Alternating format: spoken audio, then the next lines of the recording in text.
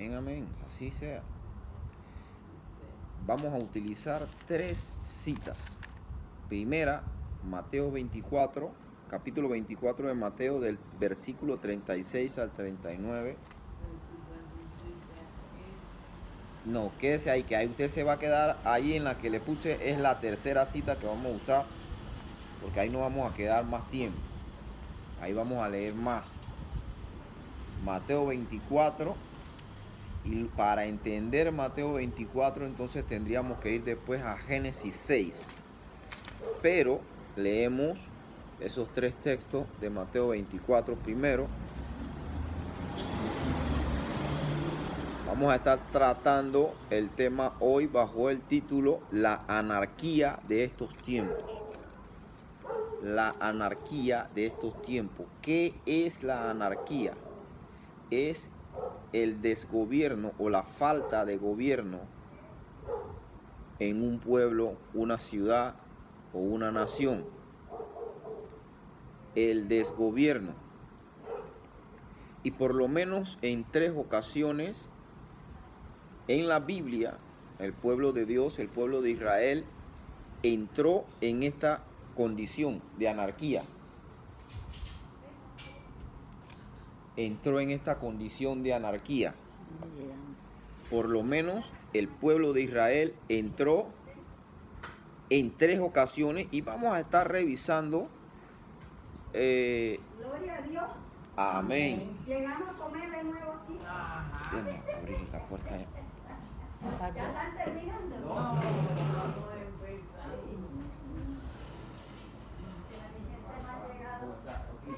Buenas noches, Dios me lo bendiga. Buenas noches, Venimos de la bendiciones. iglesia. Ah, sí. Sí. Como mañana, No había culto. mañana no hay. Oye, qué bonita estás. No hay culto porque ¿Quieres sentarte ahí, Cristian, también? Sí. Está es fresco. la oración. Sí.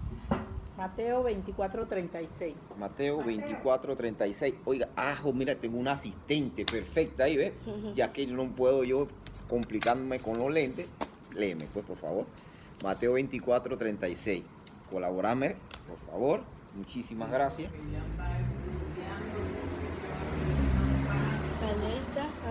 Mateo 24, capítulo 24, del versículo 36 al 39. Es decir, desde aquí, por aquí está, aquí, 36 al 39, por aquí. Ok. Vamos. Dale. Pero del día y la hora nadie sabe, ni aun los ángeles de los cielos, sino solo mi Padre. Mas como en los días de Noé, Aguante ahí. Más como los días de quién. De Noé. No dice en los días de David, no dice los días de Moisés, ni tampoco dice en los días de Pedro. Dijo específicamente, Jesús habló de una generación en específico, Noé. Y ahora vamos a ver y a estudiar cómo eran los días de Noé y por qué Jesús hizo referencia a ese tiempo de Noé. Siga leyendo. así será la venida del Hijo del Hombre. Porque como en los días antes del diluvio estaban comiendo y bebiendo. Aguante ahí. ¿Estaban qué? Comiendo y bebiendo. ¿Qué más estaban haciendo? Casándose. Sigue leyendo. Cesándose y dando un Dándose en casamiento. Aguante ahí. ¿Por qué Jesús hizo énfasis en que los hombres y mujeres de los tiempos del día de Noé estaban comiendo y bebiendo y se estaban dando en casamiento? ¿Será esto malo? ¿Esto será pecado? ¿Por qué Jesús entonces enfatizó estas 3 cosas cotidianas? Resaltaban sobre esa generación. ¿Por qué Jesús hizo ese resalto en eso? Vamos a estudiar eso ahora. Sigue leyendo, ahí está el 39. Dando en casamiento hasta el día en que Noé entró en el arca. Y no entendieron hasta que vino el diluvio y se los llevó a todos. Así será también la venida del Hijo del Hombre. Déjalo ahí.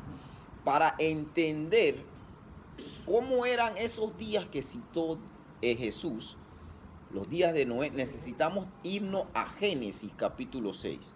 Vámonos a Génesis capítulo 6 ahora.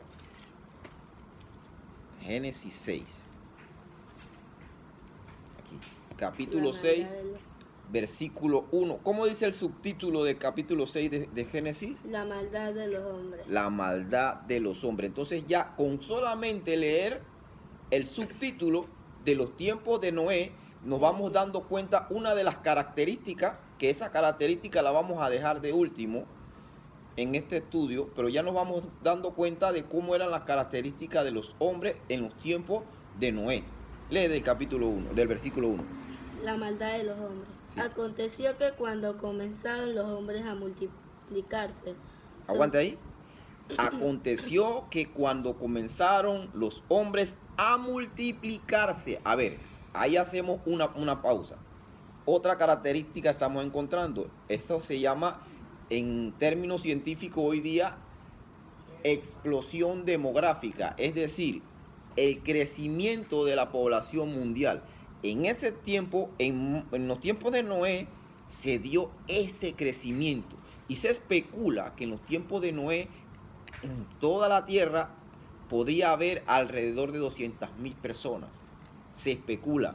No hay algún registro científico que lo corrobore, pero alrededor de 200.000 personas, pero ¿cuánta generación habían pasado de Adán a Noé?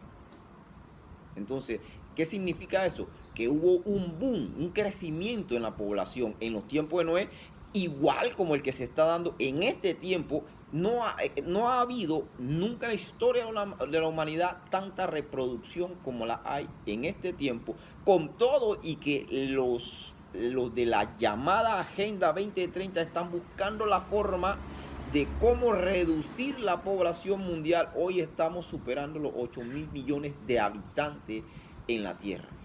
Esperaron que con la pandemia se redujera mucho la población mundial y lo que hicieron fue salir más personas embarazadas. Entonces, nos damos cuenta que la Biblia tiene que cumplirse por encima de los planes de los hombres malvados de la tierra. Hoy día estamos viendo esa explosión demográfica, cómo crece la población mundial. Sigue leyendo. Sobre la faz de la tierra, y les nacieron hijas, que viendo los hijos de Dios, que las hijas de los hombres eran hermosas, tomaron para sí mujeres, escogiendo entre todas. Escogiendo Entre todas. Fíjese esa partecita, esa palabrita. Es importante que nosotros seamos meticulosos al estudiar. Entre todas. ¿Qué quiere decir entre cogían los hombres entre todas? No cogían una. Entre todas. Sí vamos entendiendo esa palabrita, ¿no? Ah, bueno, no, eso entre todas no significa que, bueno, yo me quedo con Cristel. No. Entre todas. Cristel, acá, allá, en todas partes. Se parece mucho a este tiempo eso, ¿no? Exactamente lo mismo. Y Jesús dijo en el capítulo 24, versículos 36 y 39, que leímos que en los tiempos de Noé, los tiempos finales iban a ser semejantes a esto. Y nos damos cuenta bíblicamente que está pasando. Es una profecía que se cumplió y se está cumpliendo. Sigue, termina solamente ese versículo. Así es. Cogiendo entre todas. Y dijo Jehová, no contenderá mi mi espíritu con el hombre para siempre, porque ciertamente él es carne, mas serán sus días 120 años. Aguante ahí. ¿Por qué quise leer hasta ese texto? Fíjense en algo. Dios dijo en el tiempo de Noé, acortó el tiempo de vida de la humanidad. Serían 120 años. Sin embargo, echa un poquito hacia atrás, el capítulo 5. Vamos a leer algo, vamos a aprender algo que yo también, estudiando, quedé sorprendido. Mira el capítulo 5, versículo 21. Léelo. Vivió Enoc 65 años y engendró a Matusalén. ¿A quién? A Matusalén. A ver, A ver. Vamos aquí a hacer una para aquí, un alto. Matusalén. ¿Usted sabe qué significa? Yo no sé si usted alguna vez se ha detenido a pensar el por qué los nombres de las personas bíblicas o del tiempo bíblico siempre estaban relacionados con algo a lo que se dedicaban o lo que eran. Por ejemplo, Jesús, el Mesías, el Cristo, Jesús, Salvador. Por ejemplo, mi nombre, o por ejemplo, Mateo. Mateo significa regalo de Dios. O sea, cada nombre tiene un significado. Pero yo me detuve a pensar, a analizar qué significa Matusalén. Y comencé a buscar en el significado en el diccionario de hebreo. Matusalén significa el que cuando muera enseguida vendrá el juicio. ¿Quién le puso ese nombre? Dios, a través de Noé, ¿cierto? Y fíjese que Matusalén fue el último hombre antes de la generación del juicio del diluvio. Y el nombre de Matusalén significa el que cuando muera, entonces vendrá el juicio. Una profecía que escúcheme, no estamos hablando que esta profecía la teníamos, no, era para nosotros, no, espérese. Esa profecía era para los hombres de los tiempos de Noé, en los que vivió Matusalén. Y ellos, imagínense, llamaban a Matusalén el que cuando muera, algo que ellos sí entendían. Nosotros quizá, para poder entender Matusalén qué significa, tendríamos que estudiarlo. Pero ellos con solamente escuchar el nombre, sabían quién era y qué era y que se estaba tratando de una profecía, pero que también ignoraron. El que cuando muera, entonces vendrá el juicio. Fíjese en esto. Ya Dios estaba hablándole a esta generación perversa. Ya Dios le estaba hablando. Entonces, nos damos cuenta que en los tiempos de Noé había una anarquía. Repito, ¿qué significa anarquía? Anarquía es el desgobierno, es decir, que cada uno hace lo que bien le parece. Cada uno hacía lo que le apetecía, lo que le saliera de sus ganas. Y eso se parece exactamente a este tiempo. Y no solamente estoy hablando de la gente del mundo, porque el mundo normalmente siempre ha hecho lo que le da la gana. Y ellos dicen, normalmente esta era la frase que todos nosotros decíamos cuando no estábamos en Cristo. Yo hago lo que a mí me da la gana. A mí nadie me va a decir qué es lo que yo tengo que hacer. ¿No se acuerdan? Siempre esa era una frase que nosotros decíamos antes de conocer a Cristo. Eso es ¿por qué? Porque formábamos parte del mundo. Esa es la frase típica del mundo. Pero esa anarquía se ha trasladado en los últimos tiempos a las congregaciones. Todos hacen lo que les da la gana. Desde el que barre la iglesia hasta el que predica, el pastor. ¿Por qué?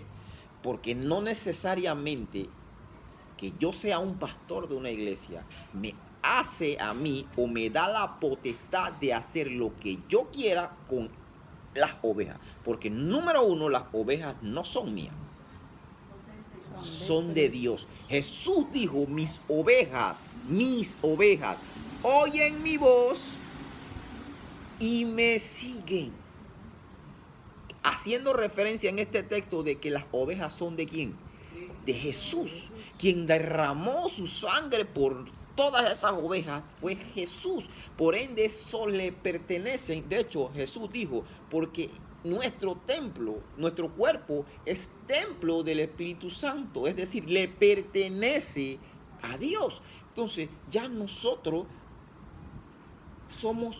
no somos el esclavo del pecado que éramos antes, ahora somos esclavos de Dios. Somos voluntariamente esclavos de Dios. Ahora, démonos cuenta de esto. Esto es lo que enseña la Biblia. Que nosotros no hacemos lo que nos da la gana, nosotros hacemos en la voluntad. O los que son cristianos no vivimos nuestra propia voluntad. No, esa frase de que a mí nadie me manda, esa frase de que yo hago lo que a mí me dé la gana, o a mí nadie me va a decir lo que yo tengo que hacer, eso es típico del hombre natural. Ese es típico del hombre natural.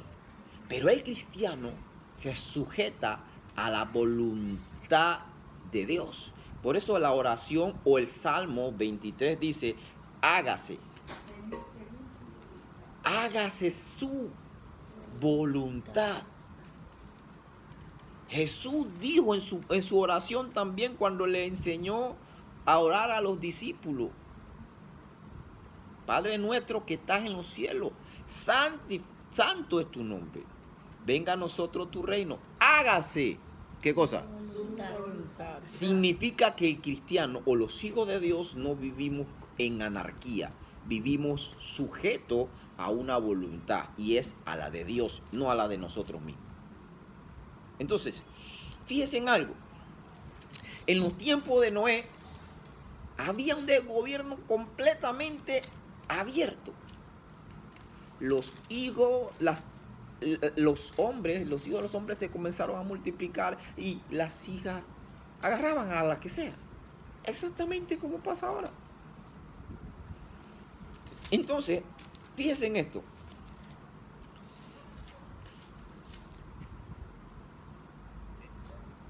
Fíjense en esto. Dios le avisó a la humanidad enviando a un hombre llamado Matusalén, que ya le dije qué significa. Pero, ¿usted cree que en Dios hay casualidad o hay causalidades? ¿Por qué entonces Matusalén fue el hombre que más tiempo ha vivido sobre la faz de la tierra? Eso habla de la misericordia extendida de Dios, dándole oportunidad a toda esa gente. Y la gente hace caso omiso. Tienen a Matusalén frente a ellos. Su nombre, cada vez que lo llaman, ellos mismos están profetizando lo que viene. Y aún así, no prestaban atención. Porque estaban viviendo prácticamente. Mire, vamos a hacer, este texto no lo tenía planeado, pero ese está en Jueces capítulo 21, versículo 25, si no me equivoco. Consíguemelo ahí, por favor. Mira, Jueces capítulo 21, versículo 25. También, hágame un favor, ustedes búsquenme ahí en Jueces capítulo 17, versículo 6, y acá Jueces 25, 21, 25. Miren los textos, esto increíble, porque quiero pasar al 21, 25, el último versículo, si no me equivoco, del libro. Y el capítulo 17 de Jueces, versículo 6, creo, si no me equivoco. Léase el 6, versículo 6 primero. ¿Qué dice? En aquellos días no había rey en Israel. Cada uno hacía lo que bien le parecía. Lea acá el 25 del capítulo 21. En estos días no había rey en Israel. Cada uno hacía lo que bien le parecía. A ver. ¿De qué se está hablando ahí? Había anarquía. Espera. Ahora yo le pregunto algo. ¿Estamos viviendo en un tiempo en el que la gente está sujeta a alguien? No respetan ni siquiera a los hijos, a los padres. Ahí empezamos a ver un desgobierno. Ahí empezamos. Yo estaba viendo un video que me mandaron en México. Una persona, una pareja de ya personas mayores, tenían alrededor de 15, 16 años de estar formando parte de la iglesia, y el pastor está predicando y el pastor está diciendo que mire que han bajado los diezmos y que él iba a comenzar a revisar sobre los nombres, escuche eso, de las personas que habían dejado de diezmar, porque él mismo personalmente iba a ir a sus casas a cobrarle el diezmo. Y se levanta una persona, una pareja que tenían 15, 16 años de estar asistiendo en esa iglesia y le dice: pastor, ¿por qué mejor usted no pregunta a esa persona que dejó de diezmar por qué dejó de diezmar? Porque en mi caso, nosotros estamos teniendo un ingreso y estamos con dificultad comiendo una sola vez al día y venimos caminando desde casa hasta la iglesia. Y usted no tiene idea de por qué nosotros dejamos de diezmar. ¿Por qué mejor no se acerca a preguntar cuál es nuestra condición? Y el pastor le dice: ese no es problema mío, ustedes tienen que traer los diezmos de igual de todo. El esposo de la esposa que iba a la iglesia no era muy cristiano nada, y le dijo: usted lo que es un avaricioso, y comenzaron a discutir. Y entre esa discusión salieron las manos. El pastor noqueó a la oveja. Parece un chiste, pero eso existe. Ese es el tipo de gobierno que hay hoy día en las congregaciones. Quizás el pastor no saca la mano y noquea a la oveja, o la oveja al pastor, pero no hay un respeto. ¿Por qué? Porque la misma condición de las congregaciones han hecho que el mundo le pierda respeto a la iglesia. Porque hoy día una persona se presenta como un pastor, le dicen: este es ladrón, se lleva los diezmos. Lo primero que piensa el mundo, cuando dicen se presenta un pastor, no le tienen como sumo respeto, sino lo ven como un ladrón, un vividor. Y ahora, en gran manera, el mundo tiene razón en señalarlo, porque la misma iglesia ha perdido este respeto hacia Dios y hacia las almas. Y no le importan las ovejas, sino le importan las lanas de las ovejas. Yo digo de que a veces hay momentos en que usted puede dar el diezmo, puede dar cierta cantidad, pero hay momentos en que no hay, aunque usted quiera, no se puede, porque a veces hay dificultad para uno. Claro, lo importante es que ustedes tienen que conocer algo. El diezmo no es obligación en este tiempo. Los refuerzos para después. Mamá, Los refuerzos para después. La palabra de Dios dice que primero la familia, Él instituyó la familia. Así es. Los diezmos no es obligación. Los diezmos no son de este tiempo. En el Nuevo Testamento no se encuentra una sola vez la palabra diezmo para la iglesia. Para la iglesia. En el Nuevo Testamento, lo que nosotros encontramos para la iglesia es cada uno de conforme a como propuso en su corazón.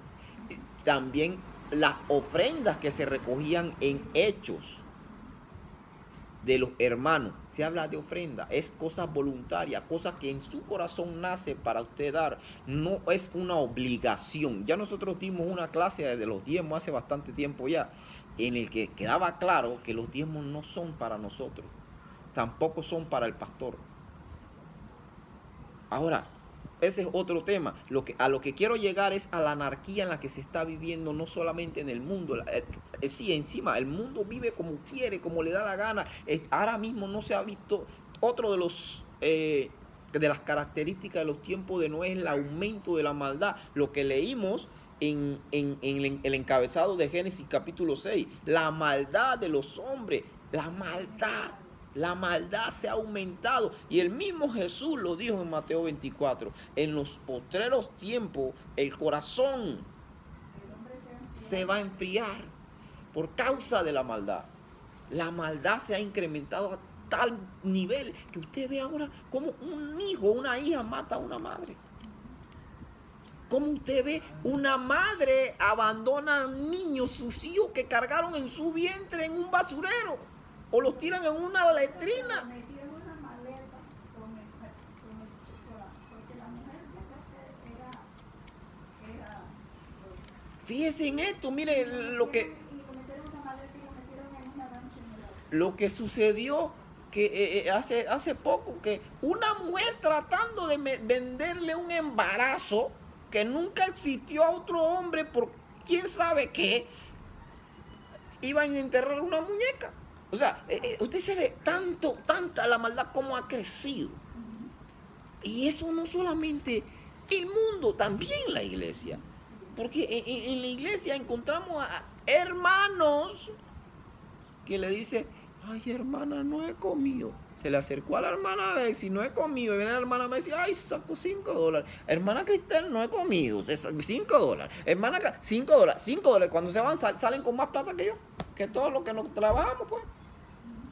¿Y qué usted cree que hace o que provoca que esa persona tenga esa actitud? Es la maldad. Ha aumentado la maldad en el mundo. Y no tenemos que ir lejos para verla. Solamente con que nos asomemos a la parte de afuera de nuestra casa y vamos a ver la gente cómo vive en maldad. Cómo viven en maldad.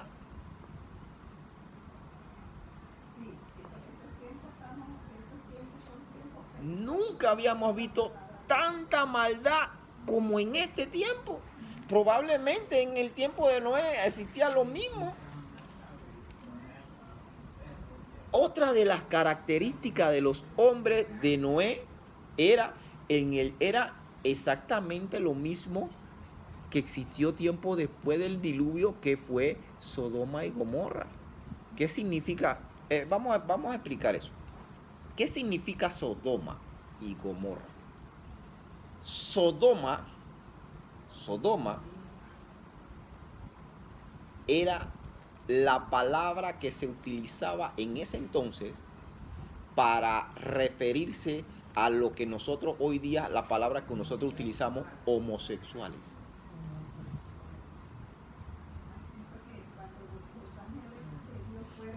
Por eso cuando usted busca la palabra sodomita en el diccionario, le aparece eso.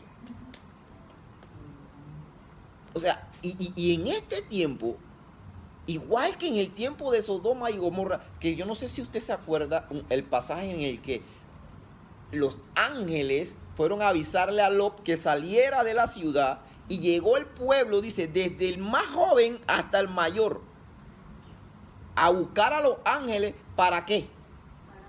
para usar reyes. Exacto. Y miren lo que hizo Lot. Le doy a mis 2 hijas que no han conocido varón. Y dijeron, no, yo no quiero, yo quiero a los tipos esos que están allá adentro. O sea, el nivel de maldad y perversidad. Y usted imagínese, desde el más pequeño hasta el más viejo. Usted se imagina un viejo de 70 años en eso.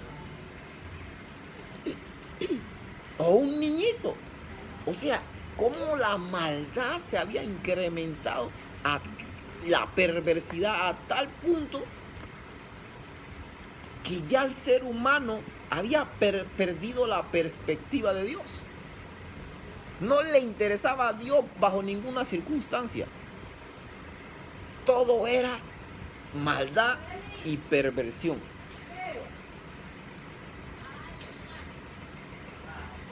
Todo era maldad y perversión. Imagínese usted. Eso es una de los tiempos de anarquía que aparecen en la Biblia, en los tiempos de Noé.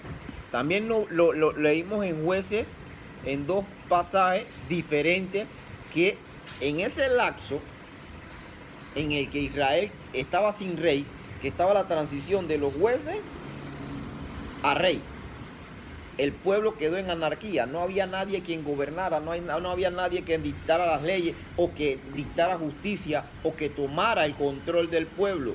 Y el pueblo hacía lo que le daba la gana. Exactamente como ahora. Y no necesariamente estoy hablando de que no tenemos presidente. Estoy hablando de que cada uno vive como si no hay presidente, o cada uno vive como que no hay Dios. Cada uno vive como que no hay Dios. Mira, y van dos tiempos diferentes en la Biblia en el que cada uno hacía lo que le daba la gana. Leímos en los tiempos de Noé, leímos en el tiempo de los jueces, pero también Pablo lo profetizó. Pablo lo dijo. Vamos a Timoteo, a segunda de Timoteo capítulo 3. Miren lo que dice segunda de Timoteo capítulo 3.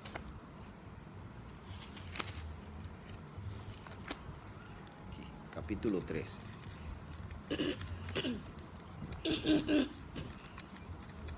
Carácter de los hombres en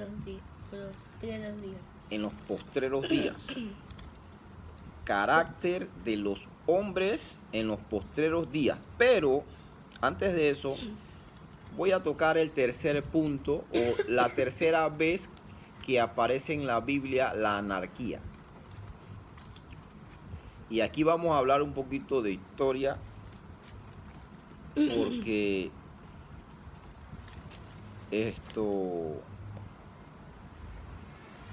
hay mucho oscurantismo en ese entonces. El último profeta del Antiguo